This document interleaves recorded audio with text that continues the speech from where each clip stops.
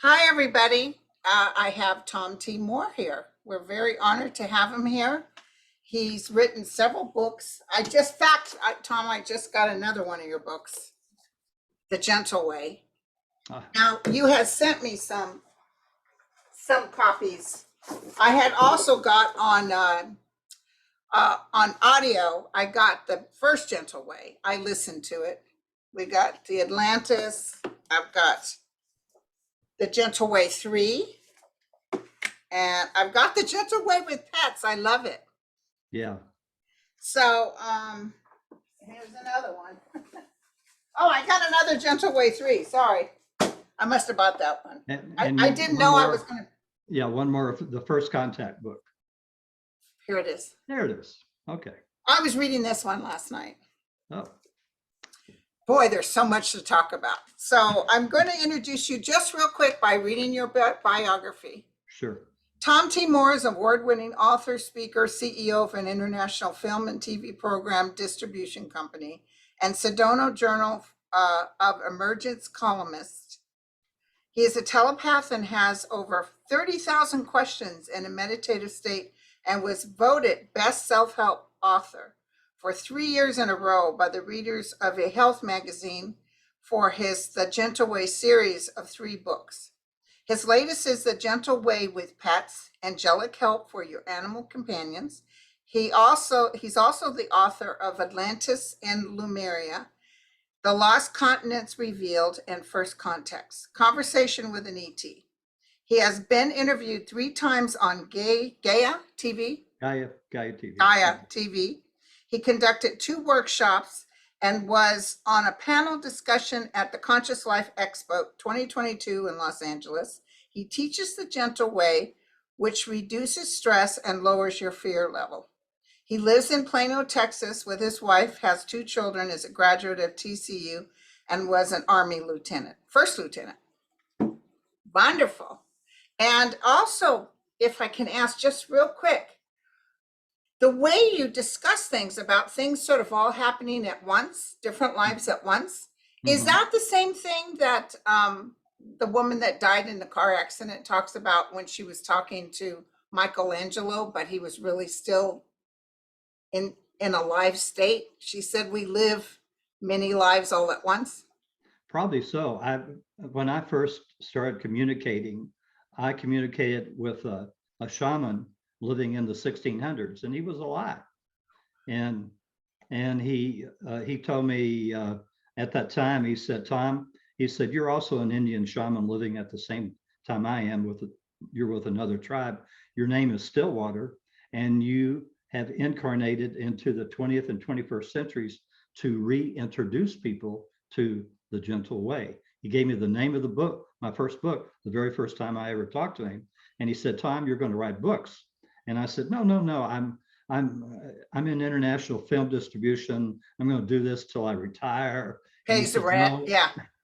He said, no, books. I mean, that's strong. So I said, okay. And I wrote The Gentle Way 1 in about 90 days. And on my website, which is listed as www.thegentlewaybook.com, I use singular because I never thought I'd be able to write another book. So. Wow, it's amazing. I just got introduced to you. I was watching you on Freebird, Debbie's channel. Okay. And I was like, who is this guy? And I wanted to try it. So I couldn't wait to get your book. I got it on audio. That's the only one you have on audio is The Gentle. Yeah. I'm driving into Marin because it's a goodbye party for a friend. And I wanted to stop and get coffee at Starbucks. And the coffee at Starbucks in Marin is always, not the coffee, the parking is always packed. So I just said to myself, well, give it a try. And I said, in my mind, I said, okay, I'm asking for a park spot, blah, blah, blah, with the whole prayer. And I'm driving in and there's no spot. And just as I was coming in, here comes a guy backing out and I parked right in. And then you told me when I was going through a hardship with my ex, having him to leave, you told me, because I'm asking for the most benevolent outcome. And you said, say it out loud. I'd never said it out loud. So I said it out loud. several times. And I'd say within 10 hours, something happened and he just exited. He just left. So Yeah. I'm here to tell you guys, it Strong. works. The It only works. thing is I didn't win that big lotto. I know we didn't Somebody either. had the nerve to win. My wife insisted on buying some tickets, and I said, "Look, instant wealth is a soul contract kind of thing. So whether it's an inheritance or whether it's making a killing on the stock market or winning the lotto, whatever it is, that's on your soul contract." I said, "Now, if you want to request a benevolent outcome to say win, $30,000 in lotto or something like that, that's enough, where it's not over your soul contract. Okay. But, so ask for lesser amounts if you're going to play the game, and then, be happily surprised if you get more than that." Yeah. I remember Edgar Casey, with all his talent, could never manage to make gambling type or money situations happen. Yeah. So I, in the one major time that we've won money, we were on a cruise of the Caribbean, whole family. And so on the last day of the cruise, they have these coveralls on bingo. And so my kids and I had, like four cards apiece. And so I had requested benevolent outcome to win something in the games. Nothing happened in the games prior to the coverall. And even in the coverall, I wasn't doing very well. And I'm resigned saying, "Well, I guess this is not the day." And so suddenly I hit a number, then the next number, then the next number, and bang, bingo. I yelled bingo, and a 12-year-old kid next to me yelled bingo at the same time. I'm sure people in the audience thought he was my kid, but it was another family. And this goes under what's called the radiant effect in that first book. And so we split a pot of $8,400. wow, that's fantastic. Yeah. And I've actually had one lady in Canada that requested a benevolent outcome to win the Canadian lottery because her family was about to lose a vacation house that they had for many years in the family, and it was going to go down for taxes or something. And so she requested a benevolent outcome, and she won 1 million Canadian dollars and saved the house. Isn't that wonderful? I'm just fascinated with all this. I can't tell you how happy I am. This conversations with the ET and everything, but I want to know, my situation happened post-cancer, where all of a sudden I could hear the man talking in my right ear. Yep. And that's why, they're the ones that told me I was going to do a YouTube channel, and I thought they were crazy. Like, oh, hey, why would I want to get up and brush my hair? And they said, "Linda, you'll help calm people down." So that's my gift. But when did you actually know about your gift? Okay. And before I mentioned that, I've asked about you in my own meditative sessions, and I was told that you're doing what's called good work. And so, and in the future, you're going to be, in future lives, you're going to be a religious leader, and I'm going to help guide you. So, Actually, religion, because I'm atheist. yes, but oh wow, you should. I believe spiritually, but not religion. Yeah. Oh, yeah. But it's all part in one life. Atheism is a belief not to believe. Okay. There you go. And it's just a belief system. So you could be Christian or Buddhist or Muslim in your next life. You never know. So you never know. Well, I was raised by atheists, but I saw Jesus when I was 8. But that'll be in my book. By the way, they told me I had to write this book. I've been going very slow, but it's coming around. Good. But so how did you know? What was the information? Well, okay. I am one of these searchers. All right. I was always looking, I felt like I needed to look. You just get that feeling. And so I was trying different things. I tried the law of attraction, and I thought, I really tried hard. And I even put a picture of a jet behind my desk at that time where we used to office, and thinking, well, if if I concentrate on having a jet, that means I'm going to be successful in the international film distribution business. Well, it never happened. And also there were other things, that I would concentrate on, and they just weren't happening. And then one day I was reading the Sedona Journal of Emergence, and there's a trance channel by the name of Robert Shapiro, and he was channeling a creator being by the name of Zosh. And I've talked to Zosh since then. I call him Uncle Zosh. And Zosh said, you can request benevolent outcomes in your life. And I thought, oh, that's interesting. And so I just started experimenting with it. And I want to emphasize that, to the people that are going to be listening to this, that all you have to do is be open and experiment just like you did. And just start with the small mundane requests, like that parking spot in front of Starbucks or whatever, just small kind of stuff where you get immediate feedback. Because the bigger stuff, like asking a benevolent outcome for the perfect job for you, the perfect mate for you, the perfect home for you, these are all things that take time to put together mechanically, that your guardian angel, who I believe in, and keep in mind, if you want to think that your request goes to God or Jesus or Allah, or whoever, it doesn't matter, because this works perfectly, and it works perfectly with all religions, because there is no deity mentioned in the phrase, I request a most benevolent outcome for ... thank you.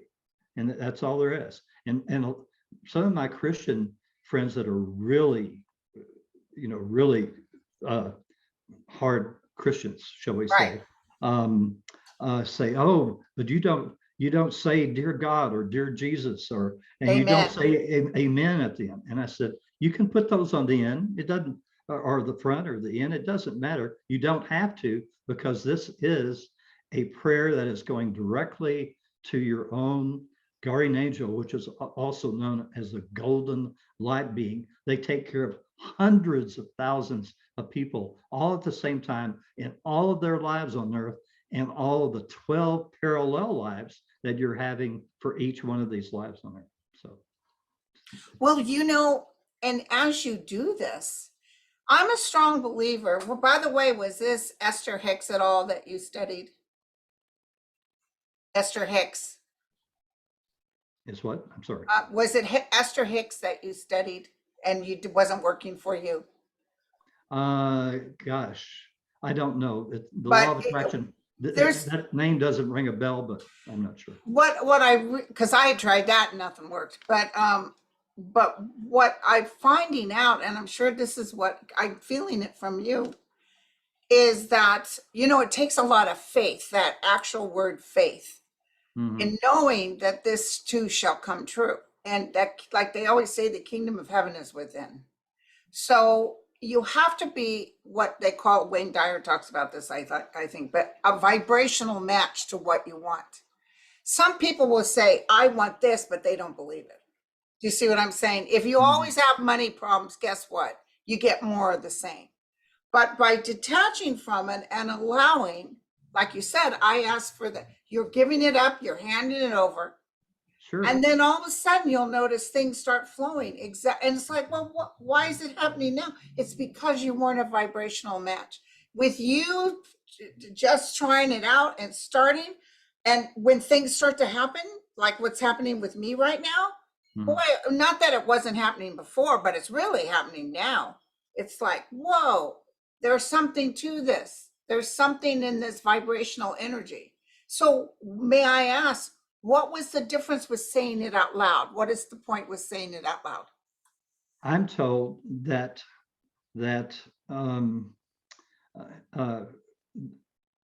scientists will rediscover in the future the power of the verbal voice. Okay. And so when you say that out loud, for whatever reason, that takes on so much more energy, especially if you can say it with passion. I request a most benevolent outcome for, more tips today if you're a server, Right. or if you work in a store on commission, to have the perfect people come in today, to make my day or something like that. These are things that you can do, and you say it out loud. Now, when we get into now, these are specifically for you, and I'll get into the reasons in just a second, Okay. which I have to kind of read because there are several. That when we all start saying benevolent prayers for other people, then the more people that say the same benevolent prayer, exactly the same words, it acts as a crescendo effect. And it's maybe only 1,000 people say it, but it's like 10 or 20,000, because they're all saying it together, or they're saying it within a 24 or 48-hour period, and it acts as a crescendo. And that's why, one of the things that I've been having people say is, like, for the grain to get moving in Ukraine. Yes. Well, supposedly it's going to. It's moving. Also, these are some of the things that I put in the newsletter for people to all say. So at least the people that are subscribing to my free newsletter can all say together at least once a week. Hopefully, if they remember, once a day or whatever. Well, I have a prayer group. People are sending me so many prayers, you won't believe it. Needing this.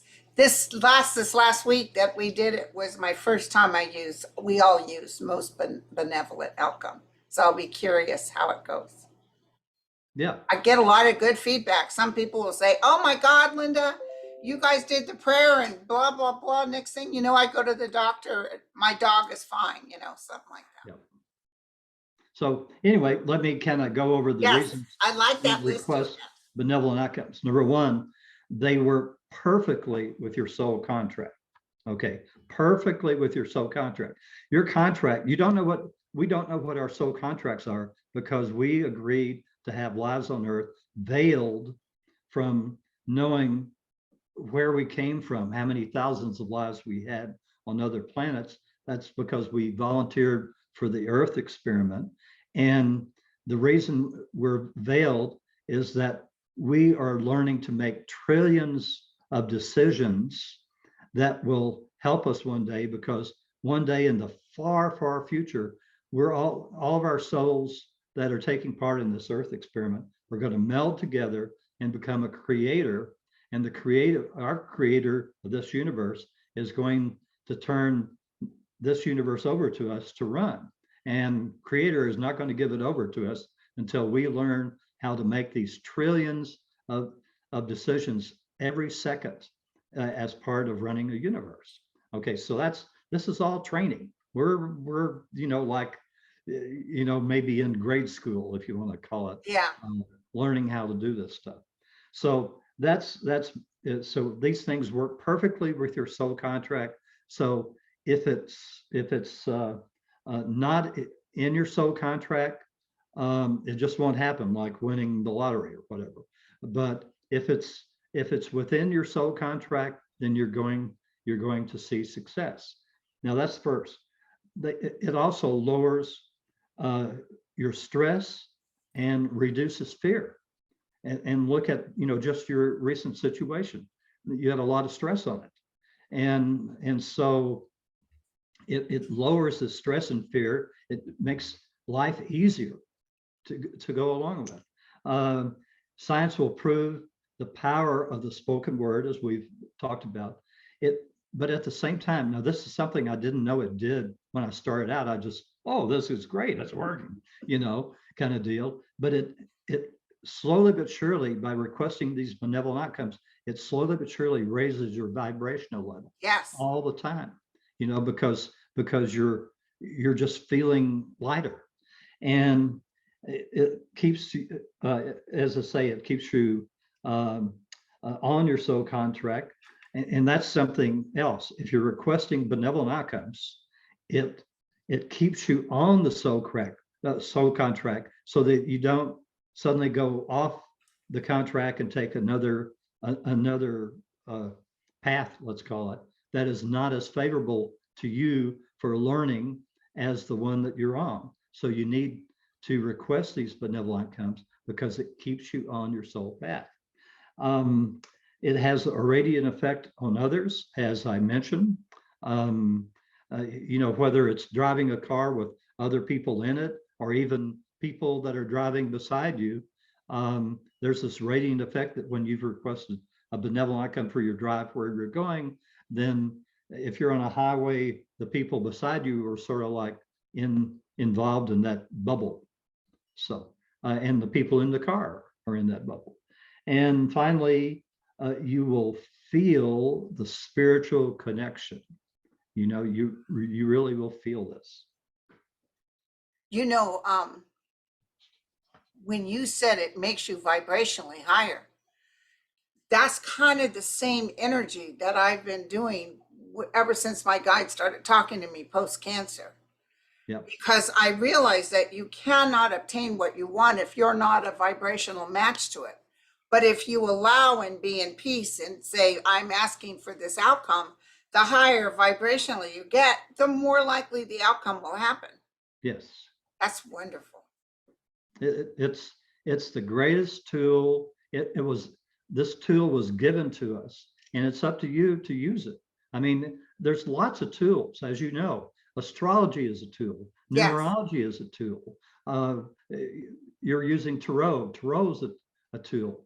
But requesting benevolent outcomes in your life is, it's a to tool. me, so far, the greatest tool I've found to work in this particular life. Isn't that something? And may I ask you, what was your religious background before this?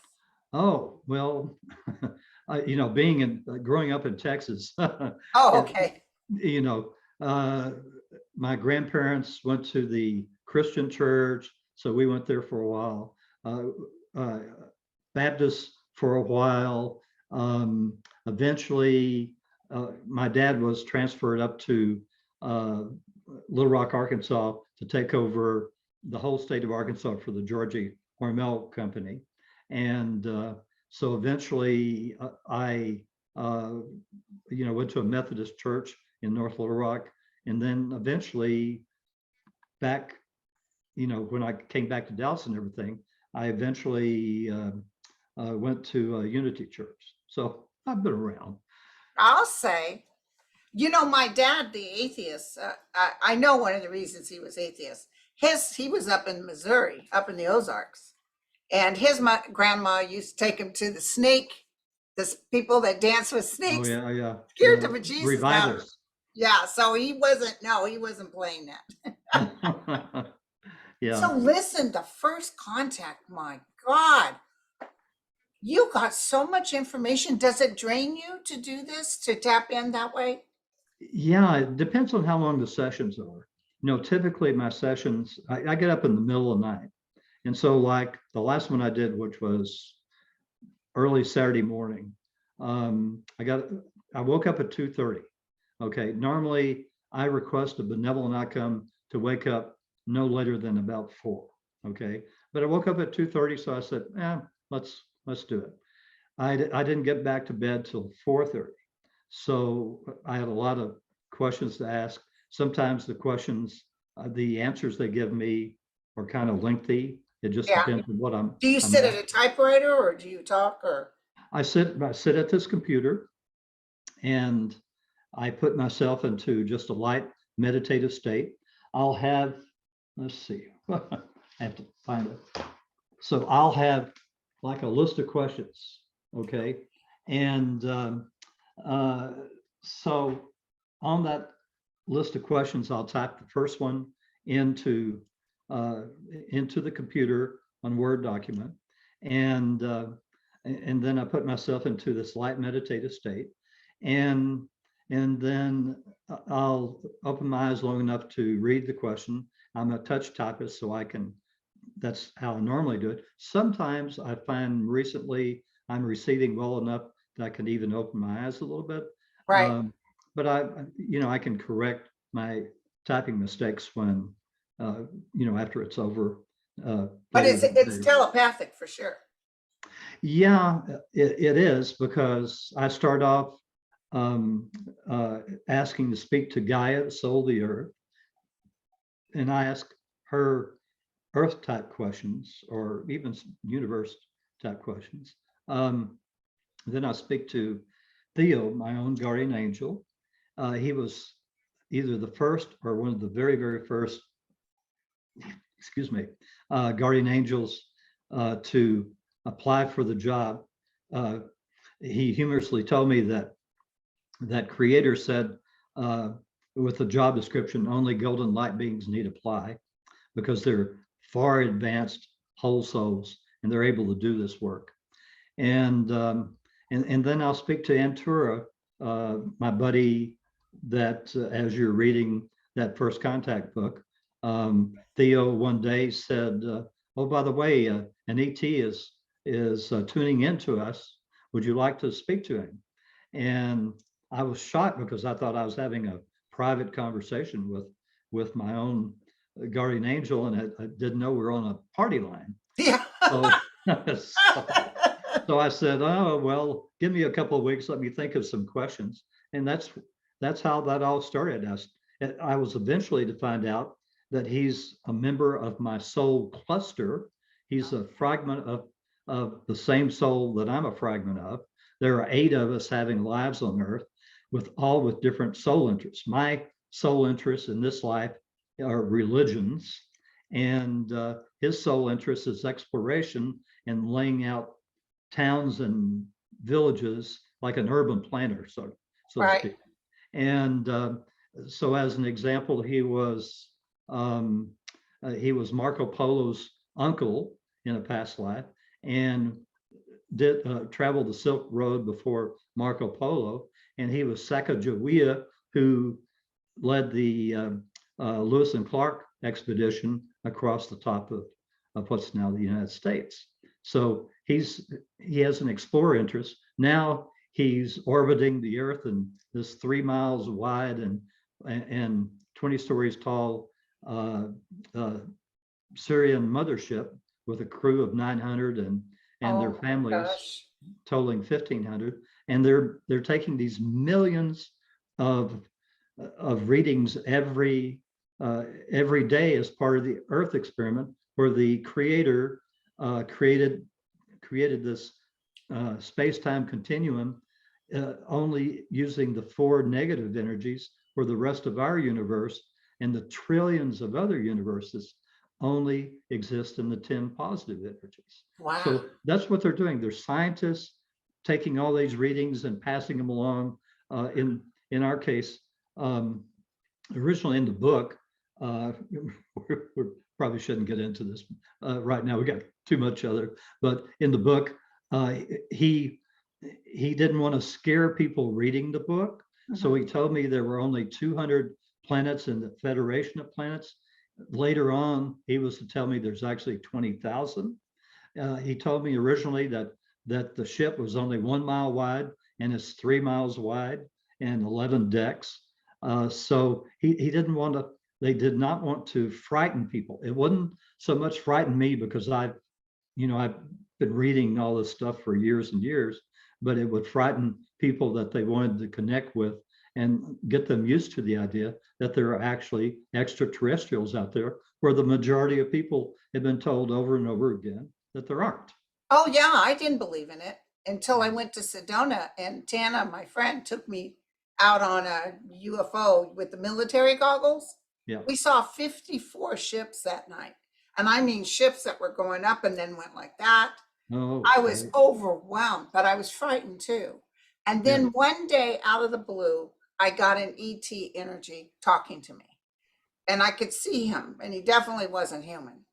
But he started to tell me about how they're not interested in taking over this earth, at least his tribe, and that we cannot destroy Mother Earth. That's why they're here, because we have a capacity to blow everything up. So they will not allow us to destroy Mother Earth. Yeah. That's what he was telling me. And as you will read in that Atlantis and Lemuria book, we destroyed both you know, during Atlantean times And and Lemuria. Lemurian times, we destroyed it. So a lot of people are afraid to kind of get into that, you know, because they're you know, they have memories of having past lives where they might have drowned or burned up, you know, with a hydrogen bomb or whatever, and Yeah. they don't want that to ever happen again. Right. Well, you know, have you heard of Dr. Stephen Greer? Oh yeah, he's a good guy. Oh my God. I'm just eating his YouTube stuff. Yeah, You know how he does that? What is it? E5 contact? yeah. My guides told me do an E5, the last group I had up at Sedona. And I was not, I saw he does this whole prayer thing. I didn't have a prayer thing. His language he was speaking, I didn't understand. And I'm reluctant to do it. I always do that though. You would think I'd be struck by lightning when my guides tell me to do something and I argue with them. I had the whole group sitting around. It was dark. It was a little cloudy that night. And I am going to send you the pictures because I said, please come. We come in peace, blah, blah, blah. I told everybody, put up your phones and start clicking. We got UFOs, even with the clouds shining through the clouds. And my friend, Julie and Dennis, she got right where a tree, if you see the tree, there's nothing there, not even rocks. You saw this big orange thing like a flame, and in the middle was a humanoid, but it wasn't a human. I'm going to send it to you. Okay, It just great. blew us away. And one of the things that they pointed out to me is that they try and make things kind of blurry. Yes, You it know, was so really blurry. Yes. yeah, so you won't get too frightened about it. Okay. Okay, okay. So that's, you know, that's just something to keep you from being too frightened. Oh, they're kind of blurry. Yeah, that's But I went out there not expecting nothing. I yeah, did what they said, and I thought, watch this be, you know, because I didn't do the military classes this time. I didn't hire someone, and it actually worked out because it was too cloudy for military classes. yeah. So Oh anyway, my let me God. kind of go over some MBO rules Yes, for you. yes, thank you. Okay, got it. You must request the assistance, and it's okay, and it's specifically for you. Okay, when you request an MBO, requesting asking for BPs or for other people, beings, dogs, cats, you know, continents, whatever. Okay, it must be benevolent for you, not only for you, but for everyone connected with your request. Now, I give the extreme example. Soldiers cannot say, "Oh, I request the most benevolent come to kill my enemy before they kill me." Can't do that. But if he says, "I request the benevolent outcome for my safety during this patrol," okay, so the enemy goes off to eat or whatever, you know, have a meeting, and so everybody's safe. It must be it must be said out loud or in writing. In writing, if you don't have the capacity to speak, okay, it doesn't work quite as well. But for those people that are cannot verbally express themselves, that's what you can do. There is no limit to the number of times you can request benevolent outcomes. You can request them thousands. I've requested thousands and thousands, no limit. Okay.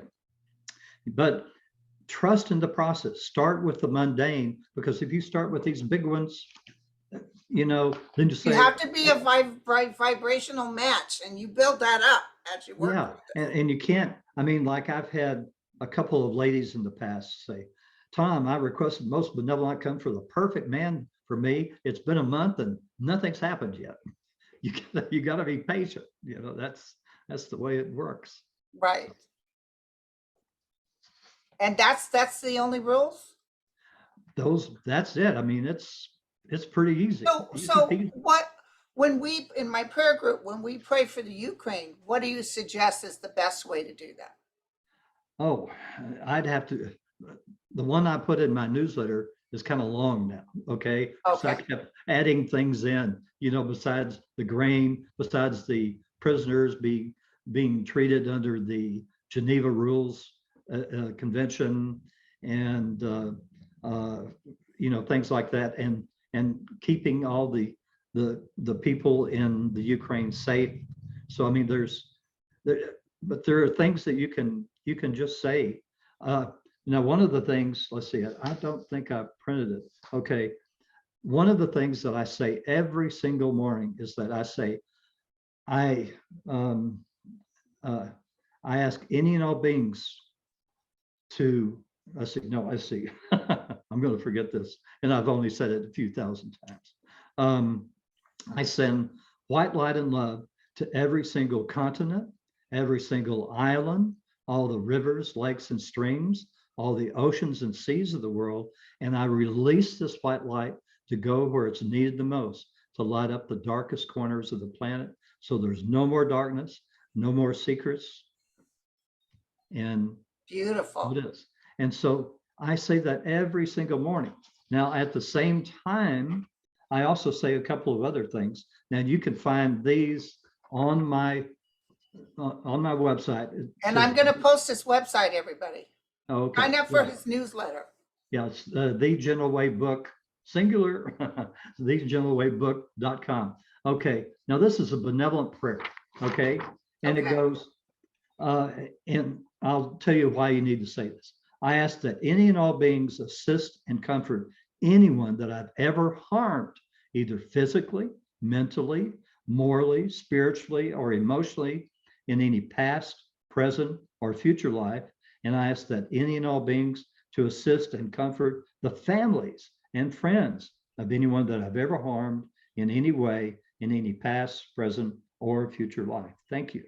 Now, Theo tells me that this does fantastic for not only your present life and your future lives, but all your past lives too. So it's like you are rewriting your past lives. You're making them more gentle.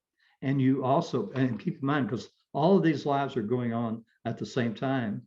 And so when you say this, you're also making it easier on your future lives. And I asked Theo, I said, have I ever come up with this before? And he said, no. And you have to understand, I'm an old soul, okay? That's what I've been told. I don't normally like to tell people this very much because some people will take it, oh, here we go, but I'm told I'm in my 1005th life. Wow. And when I heard that, I said, Theo, I must be a slow learner. He said, no, Tom, you keep coming back to push people along. And then recently, within the last year, I asked, well, how many more lives do I have to go? And they said, oh, a little over 100. I said, how many? Is it 100, 200, 300, 500? No, it's 300. I got 300 more lives to go because I have so many lives that I'm going to be advising leaders of countries. And that dates back to stuff that you'll read in First Contact, why that is so. The other thing that, and again, you can find this on my website. You just click on signs and you have all these that you can print out. And this one says, I expect great things today. I expect great things tomorrow. And I expect great things all the rest of this week. This is print backwards when you're reading it or not? No, it's exactly right. Okay. I think my friend Sterling taught me how to make sure the cameras do it like that. Oh, okay.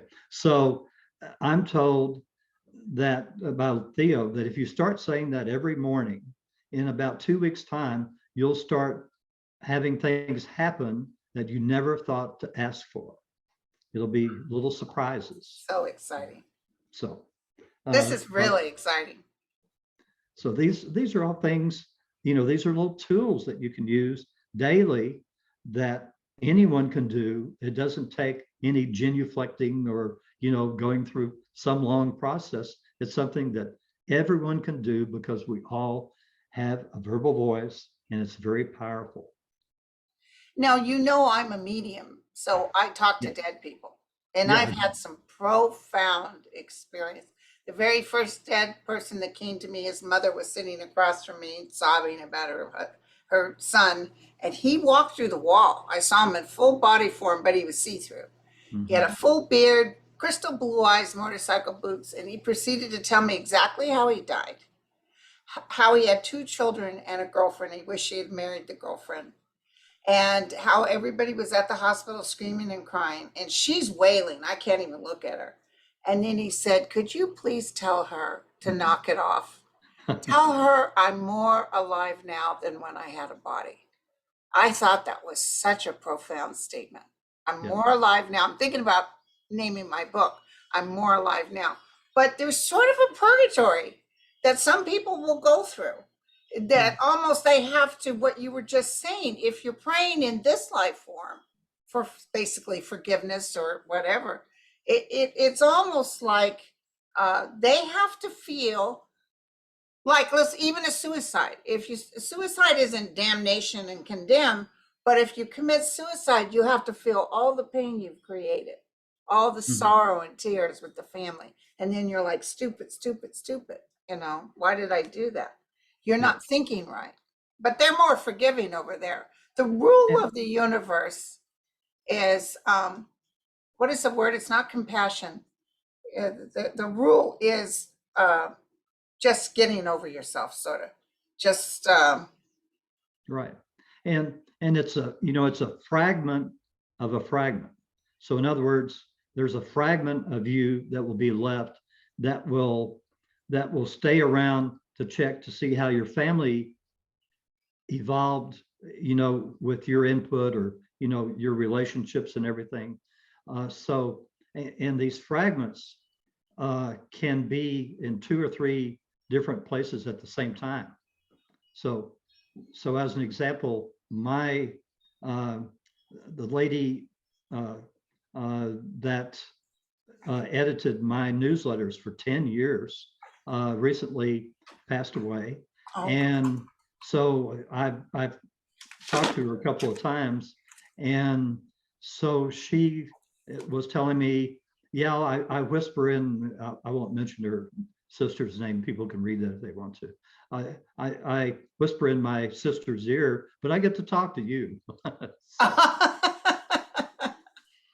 I remember it now. Jesus said this. If this, you know, if the I believe the Jesus thing happened due to the science based on the shroud. But he said the universal, the rule of man and of God is mercy. Yeah. And if you think about that, that's it. If you don't show mercy, and there's a lot of people out there, they want mercy, but they're not willing to give it to somebody else. It's interesting. And also known as compassion. Compassion, yes. And that raises your vibrational level when you are compassionate to other people. Oh, listen, my dad was hard-headed and very mean, and it was, I always was afraid of him, even as an adult. Right. But when he died and I let it go and I forgave him, it was like being able to breathe again. It was weird. You've got to just let it go. You have to forgive. You have to. If you hold on to it, it doesn't hurt them, it hurts you. Yes, exactly. And if you can forgive, you break the chain. You don't have to go through it again. They might have to go through it with somebody else, but if you truly forgive, you break the chain. So you know, I will mention one thing about Jesus, and when I start talking about any religious leader, you know, I always get in trouble. But I was told that Jesus was the greatest person to ever walk the earth, but not for what the church claimed, you know, about him being the Son of God. His soul was 3 times larger than ours and allowed him to do all these miracles.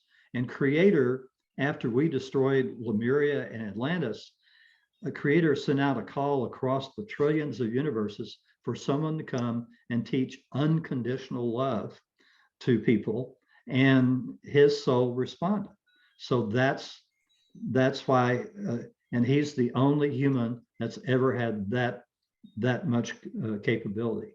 But I also believe, based on the shroud, that he I think that was him in that shroud, because they said whoever that was crucified. It's the same time frame as the Christ.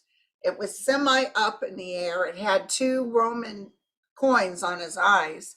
Mhm. And whatever that was left like an x-ray. Boom, it was gone. So I think that did happen. So you're right. I think, he had the ability to come and go when he wanted. Yep. Oh, he did. And he, he even had the ability to travel over time and space and talk and taught the or what are the knights, Templar? yeah, the Crusaders. Yeah. Yep. He taught them. So Wow. he I heard made he it. was in India for a while too. Yes, he was. They have a shrine to him there. Well, I was raised by atheists, but when I was 8 years old, I left my body and I was with Jesus, this Jesus of Nazareth, who I didn't even know who he was. And I told my mom about it. She said, "Oh, that sounds like Jesus," because she was a Comanche and raised in an orphanage run by white nuns. Oh boy. But so the anger there, as you know. But I got to ask you, can you tell us maybe just a little story or something about your most profound experiences? Hmm. I imagine you've had many. Yeah. Well, of course, I've kept out of a couple of auto wrecks. I'll tell that story after. Sometimes you just have really big challenges Right. that set up in front of you. And being in the international film distribution business, there was a lab out on the West Coast that had confiscated about 250 Mexican films when they didn't get paid. And so I made a deal with the lab that, we'd split. And I had a client in Fort Worth that they're no longer in business, as you'll understand why, Spanish TV network. And so I made a deal with them.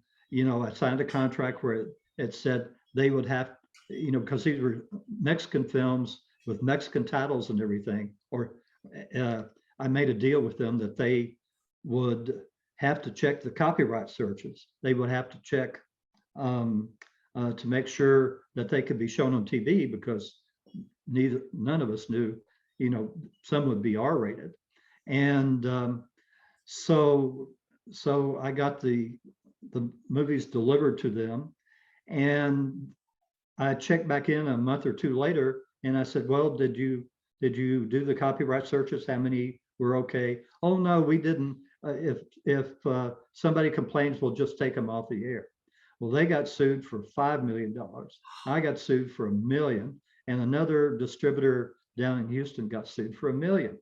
So I started doing MBOs, and I'm going to have to make this long story short. Wound up with because my neighbor behind me was an attorney, and I asked, "Do you have anybody down in Houston that's an attorney?" "Oh yeah, my nephew." And so this is all part of the MBOs. And so we finally had this mediation thing down in Houston, and he said, "Now Tom, you understand you may have to pay some money here." And I said, "I'm requesting benevolent outcomes. We'll see." And it just so happened that his boss was the foremost attorney for Mexico and the United States. Okay. And so we got into it, and we wound up, the network paid, I don't know, 300,000 or 400,000 to settle. The guy down in Houston paid 100,000. We paid zero. Okay. So Did you, by the way, was it in writing when you said to him, "I'm sending you this so you can check the copyright"? oh, it was a contract. Okay. So we were going to prove, and we could prove, that we had a contract saying that that's what they were supposed to have done. Now, the clink, or no, the chink in the Mexican producer's armor was the fact that this head attorney said, "Oh, if we go any farther on this, if we can't settle today, we're going to do discovery, and we're going to want to see all your books. Well, he said all these Mexican producers are basically screwing each other, and they don't want that to come out. So that was another reason why they settled. And you paid zero. And I paid Oh, that's zero. pretty profound. Yeah, I mean, because I wouldn't have been in business if I'd had to pay a bunch of money. Well, I got to tell you, just me saying out loud about my situation, when you said, Linda, say it out loud. And I did that, not really knowing why I was saying it out loud, but I did it. And next thing you know, something happened, and this person that I was trying to get rid of just walked out the door. That was it, gone. I'm not coming back in that house. Oh, don't break my heart. Right. And I'm changing the locks. Yeah. Now listen, if that, like, this person is always just, I think maybe something is wrong, because he lives in, I've been divorced from him for 22 years. We were only married 9 years, but we had those 2 beautiful boys. But he's always in the past. Do you meet people who are always, he's bringing up stuff that happened when we were married? I don't even remember. But remember that time and it's like, what? No. Obviously, I've moved past that. So. Yes. A lot of people move past it. But oh my God, this has been absolutely wonderful. Thank you so much. Sure. So I've had a great time. Me Real too. quick though, before you go, I want to ask about, I haven't really gotten into Lemuria yet. I think I come from a past life from here, because I remember reading Ruth Montgomery and feeling sort of a connection.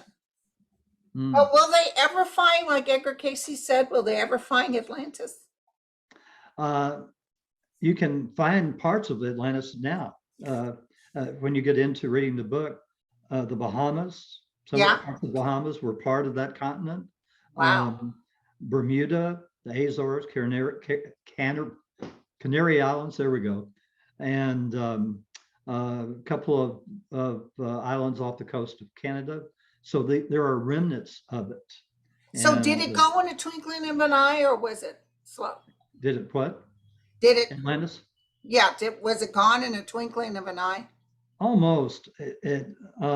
Atlantis sat in the middle of the Atlantic Ocean, and there were a line of volcanoes, super volcanoes, that sat right on top of the mid-Atlantic ridge. And so when they exploded, it just was a natural disaster, and most of the continent sank except for those islands, and it was, it was known as a natural disaster. Wow! And the oceans of the world, when that continent sank because of the displacement of the water, when it sank, the oceans rose 160 feet. Okay, and that's just on that one. There were 2 more times when the oceans rose, and we can get into that if you want to. Oh my! Bring me back for Atlantis and Lemuria. Yes. And First Contact, whatever. I mean, talking to you is like talking to a modern day Edgar Casey or a master, because you really get some fantastic. I wanted to ask you too, a lot of people are afraid of, I don't know if you get future at all, but they're afraid of the Yellowstone, the volcano. Yeah. Did anybody that you talked to say anything about that or no? Yeah, I'm allowed to ask once every 6 months on the probability of Yellowstone and the probability of the West Coast. And so right now, the probability of an eruption with Yellowstone, I was told, is sticking at around 75%. That's been about that way for 1 year. Oh boy. Okay. And okay, so that's 75%. For the West Coast earthquakes, that's sitting at about 65%. Gaia says she needs to be moving the earth, but our souls are saying, no, not yet, even though she needs to move. But she says, Tom, if you see a lot of people migrating away from California and a lot of people migrating to California, she said, watch out, because she said, at that point, I had been given the okay to go ahead and have Yellowstone erupt. Wow. So that's what you have Well, to I know. I just talked to a couple of clients in Montana. They said they're getting lots of people from California. Lots of people from California going to Texas. Yeah, and you know, even right around the corner from me, I had someone from San Francisco just is in the process of moving here. So I'm not getting any kind of like go. So, you know, maybe I'm supposed to stay and die, but it doesn't matter. I'm not well, as afraid of it, but you're doing everybody's good asking. work. So I requested Benevolent that you hang around for a lot more years than I'm on Earth. I gotta tell you, this is just so much fun. Thank you so much. Well, I'd thank love you. to And have you on again if you be willing. sure, you pick the subject, and we'll Okay, go we'll stick and listen. After this, there's going to be hundreds of people asking questions. Okay. I did have one person that was also thinking about what I was saying. What is the purpose of out loud, which you totally answered. And so I'm going to post how to sign up for your newsletter. Good. I'm going to post your bio. And please, please tell them it's on the front page of the website, okay? Because some people, after you happened to mention me on July the 5th a couple of times, I immediately had like 800 people that signed up for my newsletter. And gee, I do that sometimes. And about 100 of those just sent me an email saying, sign me up. Well, I have to do those individually. Manually. So please, it's on the front page of my website. There's a little box there. You just fill it out and you'll get signed up. Oh, that's wonderful. That's wonderful. So we'll talk again because now I'm going to get bugged. When are you having? That's you and Sterling and Mal, these good friends of mine. So Sterling, I don't know if you ever watched me with Sterling. If you ever get a chance, look on my YouTube and find my Sunday with Sterling. Okay. He is such an interesting character, and I think he is. Now, is Sterling the psychic? The psychic. The plaid shirt psychic, or is that? He usually wears he's got beautiful blue eyes. He wears a little blue shirt. He's a little balding on top. And I do a Sunday show with him. Okay. And I'll tell you, this guy is Palladian. This guy is from a different, because he talks about CRISPR and everything. He's so smart. He's in the music industry, but he's just so connected. So I'd love for you to look at him and see if it's I think true. I may have seen the show with him. He's but he's a psychic too. Yes, he's psychic. Yeah. His guys. And y'all compare notes all the time. Yes, yes, yes. Yeah, he's a good So this is fantastic. I am so excited. Thank you so much. I've been looking so forward to this. And I'm so sorry I put you off for a few days. But you know I don't do that, but I had to because of this drama. Worked out perfectly. It worked out perfectly.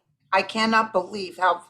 So I'm even more excited. So today I have a birthday to do for my nephew, but I'm going to sit down and really I have an anniversary dinner to go to tonight. So. Oh yes, and may I say happy anniversary. Thank you. So, all right, you guys. So this was fun. Be sure to write us below when I post this video with your comments because we love to hear them and questions, and then we can decide based on the questions where everybody's really flowing. This is wonderful. Thank you. Bye, everyone. Bye-bye.